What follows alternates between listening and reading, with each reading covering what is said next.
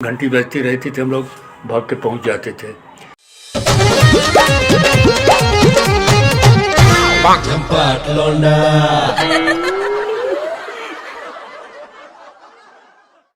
नमस्कार, मेरा नाम है सचिन सिंह राजपूत और आज मैं उपस्थित हूँ विज्ञान परिषद के इस हॉल में। और आज मेरे साथ मौजूद हैं विज्ञान परिषद के प्रधानमंत्री डॉक्टर शिव गोपाल मिश्रा जी।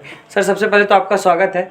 चलिए। और मेरे साथ में डॉक्टर एम गोविंदराजन जी भी फिर से मौजूद हैं। सर, आपके बारे में बहुत कुछ सुना है, लेकिन आज हम सुनेंगे सर के जुबानी, क्योंकि सर आपके बारे में सबसे अच्छा जानते हैं। चलिए, बढ़िया है। सचिन, डॉक्टर साहब को हम डॉक्टर साहब बोलते हैं इनको जी। यहाँ बहुत सारे डॉक्टर लोग आते हैं, फिर भी डॉक्टर साहब बोले तो अब सिर्फ इन्हीं की ओर इशारा है हमारा जी। डॉक्टर शिव गोपाल मिश्रा जी के अभी उम्र समझ लीजिए कि 95 साल के हैं, 96 करीब करीब होते जा रहे हैं। आप ये संस्था जो है विज्ञान परिषद, इस विज्ञान परिषद प्रयाग के प्रधानमंत्री हैं और इसके अलावा यहाँ 100 साल से ज़्यादा चलने वाली एक मासिक पत्रिका विज्ञान के भी संपादक हैं और इसके अलावा विज्ञान अनुसंधान के भी प्रधान संपादक हैं। आप शुरू में से वक्ता, रीडर यानी प्रवक्ता, रीडर, प्रोफेसर, शिलाधर के शोध संस्थान के निदेशक, ऐसे कई ऊंचे अच्छे पदों पर रहे। आपने तो विज्ञान के क्षेत्र में ही विज्ञानी भी हैं, लेकिन आपने विज्ञान के क्षेत्र से जुड़े रहने पर भी और विज्ञान संबंधी साहित्य की बहुत सारी रचनाएं की हैं और विज्ञान के साथ साथ हिंदी, अवधी, अंग्रेजी आदि सभी भाषाओं में मौलिक रचनाएं भी की हैं और उनके अनुवाद के कार्य भी बहुत किए हैं।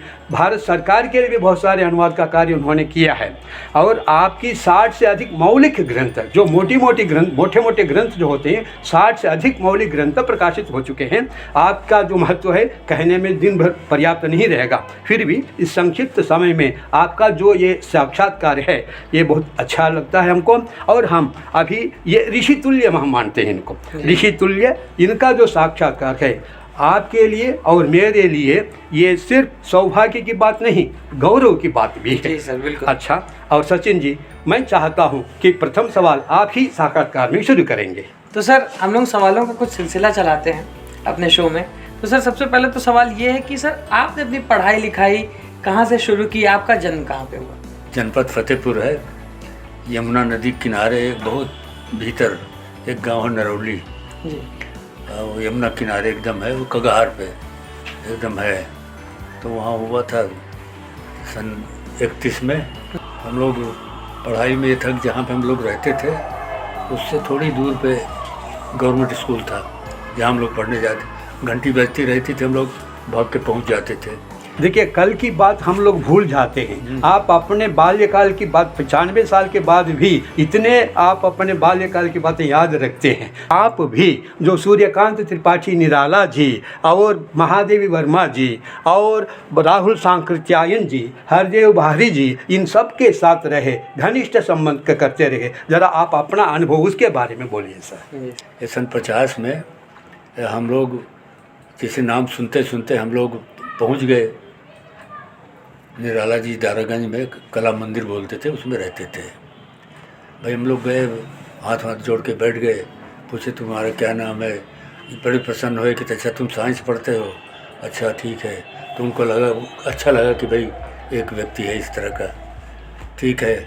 हमारे बड़े भाई रेलवे में थे, वो ज़्यादा बातूनी थे, अपना काफ़ी बात कर लेते थे, तो अपना वो गाना भी गा लेते थे, सुना भी देते थे उनको। तो निराला जी से डरते नहीं थे। तो निराला जी के यहाँ जाने से हमें ये लाभ हुआ कि वास्तव में वहीं लोगों से परिचय हुआ। तमाम लोग जितने आए, राहुल सांकृत्यायन, कोई पृथ्वीराज कपूर, सभी लोग जितने, सबसे होता था। मैंने सुना है कि सर आप सर गुप्त दान भी किया करते हैं और सर जो नए लेखककार हैं उनको भी सर बहुत सपोर्ट करते हैं। अभी मैंने सुना कि रिसेंटली आपने सर सीतायन में भी लगभग 3 लाख रुपए का सर आपने गुप्त दान किया।